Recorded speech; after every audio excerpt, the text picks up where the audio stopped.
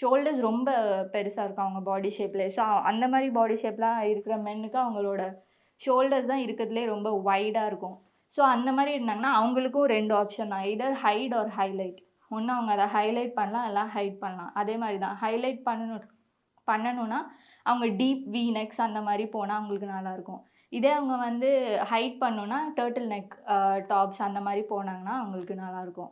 Next வந்து last பாடி shape. இப்போ எப்படி வுமென்ஸ்க்கு பியர் ஷேப்டு இருக்கோ, ம். மென்னுக்கு வந்து ட்ரையாங்கிள் பாடி ஷேப். ஓகே. ஏன் நம்ம அத பியர் ஷேப்ன்னு சொல்ல மாட்டேங்கிறோம், ட்ரையாங்கிள்ன்னு சொன்னோம்னா, ஏன்னா மென்னுக்கு வந்து இப்போ எனக்கு பியர் ஷேப் எனக்கு வந்து என்னோட ஹிப்ஸ் தான்டா வைடா இருக்கு அப்படின்னு சொன்னா, அது ஓகே. கொஞ்சம் அவங்களுக்கு அன்கம்ஃபர்டபுளா நெறையா ஃபீல் பண்ணுவாங்க. ஆமா.